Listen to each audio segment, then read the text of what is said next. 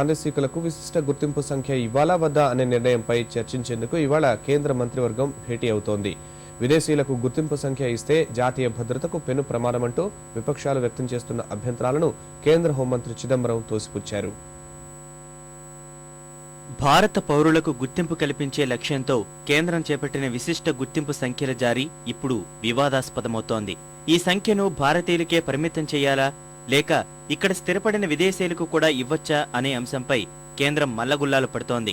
బహుళ ప్రయోజనాలు కలిగిన ఆధార్ కార్డు జారీ వల్ల జాతీయ భద్రతకు ముప్పు వాటిల్లవచ్చని విపక్షాలు ఆందోళన వ్యక్తం చేస్తున్నాయి. దేశ రక్షణకు ప్రమాదకరంగా మారే అవకాశమున్న ఆధార్ కార్డుల జారీపై విపక్ష భాజపా అనుమానాలు వ్యక్తం చేస్తోంది.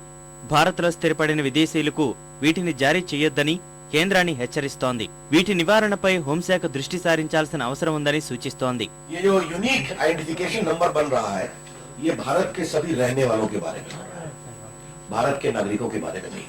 तो ये जो नेशनल पॉपुलेशन रजिस्टर और यूनिक आइडेंटिफिकेशन रजिस्टर के बीच में जो ओवरलैपिंग है, इसका कौन जवाब देगा? क्या विकास का मुद्दा भारत की सुरक्षा के मुद्दे से अलग होकर सोचा जा सकता है? आपको मालूम है कि कई प्रदेशों में विशेष रूप से नॉर्थ ईस्ट में इलीगल इमिग्रेंट्स ने डॉक्यूमेंट मैनिपुलेट किया है, राशन कार्ड, वोटर लिस्ट, उन्होंने कई अधिकार प्राप्त किए। अब उसमें हम उनको यूआईडी देंगे सिर्फ उनके रहने की बिना पर, तो वो कहेंगे हम तो भारत के नागरिक हो गए। आपको मालूम है कि पार्लियामेंट्री स्टैंडिंग कमेटी ने भी इसका बहुत विरोध किया था। విపక్షాల అపోహలను కేంద్ర హోంమంత్రి చిదంబరం తోసిపుచ్చారు. ఆధార్ కార్డుల వల్ల జాతి భద్రతకు వచ్చే ముప్పేమీ లేదన్నారు. అంతర్జాతీయంగా ఈ విధానాన్ని ప్రారంభించిన ఘనత భారత్దే అన్నారు. ప్రతి ఓటరుకు ఆధార్ కార్డు తప్పనిసరి అన్నారు. చెన్నైకు సమీపంలోని పట్టిపుళం గ్రామంలో జనాభా రిజిస్టర్ను ఆయన ప్రారంభించారు. అనంతరం ఆధార్ కార్డులను పంపిణీ చేశారు.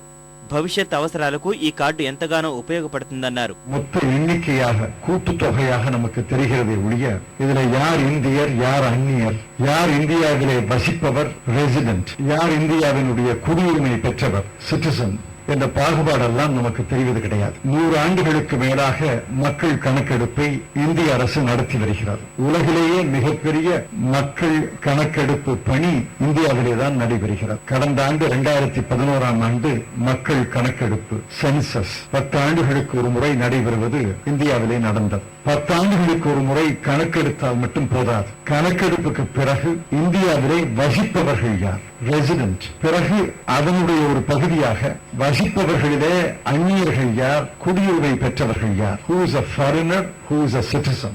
హోంమంత్రి వ్యాఖ్యల సంగతి ఎలా ఉన్నా జాతీయ భద్రత కోణంలో ఆధార్ కార్డుల జారీని సమీక్షించాలని కేంద్రం యోచిస్తోంది.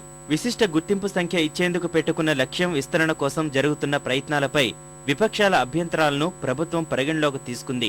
దీనిపై తుది నిర్ణయం తీసుకునేందుకు ఇవాళ కేంద్ర మంత్రివర్గం భేటీ అవుతుంది.